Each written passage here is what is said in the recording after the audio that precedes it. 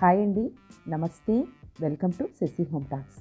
ఈరోజు నేను మద్రాసు వాళ్ళు చేసే ములహా పొడి, ఇడ్లీ దోశలోకి చేసుకునే చట్నీ పొడి అన్నమాట. దీన్నే వాళ్ళు ములహా పొడి అంటారు.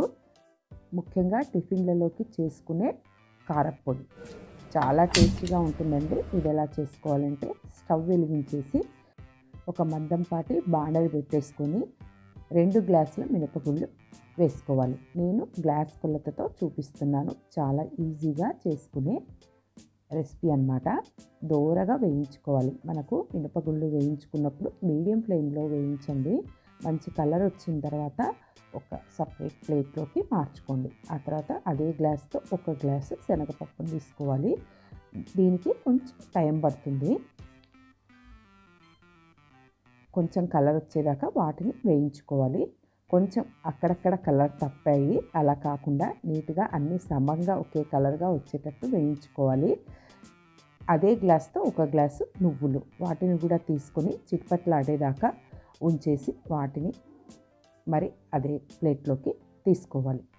నెక్స్ట్ అర స్పూన్ నూనె వేసేసిన తర్వాత 10 నుంచి 15 దాకా ఎండుమిరపకాయలను వేసేసి లైట్గా వేయించండి. ఆల్రెడీ వేడిగా ఉంటుంది కాబట్టి సిమ్లో పెట్టి వేయించండి. ఈ మద్రాస్ ఇడ్లీ పొడి అంటే ఒక బ్రాండ్ లాగా అండి. ఎంత టేస్టీగా ఉంటుందంటే చెప్పలేము. ఆ తర్వాత ఎండుమిరపకాయలను కూడా తీసేసి ప్లేట్లోకి మార్చుకోవాలి. ఇప్పుడు గట్టి ఇంగువ ఉంటుంది కదా, ముద్ద ఇంగువ అంటారు, దాన్ని కూడా ఆ నూనెలో లైట్గా వేయించుకోవాలి.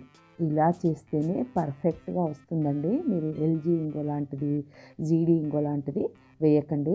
ఇలాంటి కొనుక్కొని మరి ఇలా చేసి చూడండి. టేస్ట్ అయితే వేరే లెవెల్.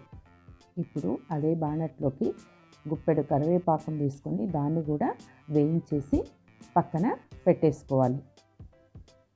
బాగా కరకరలాడుతూ రావాలి కరివేపాకు. ఇప్పుడు కొంచెం ఆరిన తర్వాత, అంటే మనకు ముట్టుకుంటే వెచ్చగా ఉండే సమయంలో మిక్సీలోకి అన్నీ కలిపి వేసేసుకోవాలి. నేను ఈరోజు కల్లుప్పు వేసాను, తగినంత ఉప్పు వేసుకోండి. మిక్సీకి మెత్తగా పట్టుకోవాలి.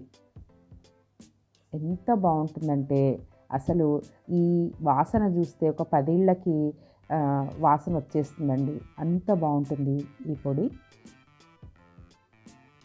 బాణట్లోకి ట్రాన్స్ఫర్ చేసేసుకోవాలి. ఇందులోకి 1 స్పూను జీలకర్ర పొడి, 1 స్పూను మిరియాల పొడి వేసేసి కలుపుకోండి. మనం వేయించినప్పుడే 1 స్పూను మిరియాలు, 1 స్పూను జీలకర్ర కూడా వేయించేసి వీటితో పాటు మిక్సీకి పట్టుకోవచ్చు. ఇలా కలిపేసుకోవాలి.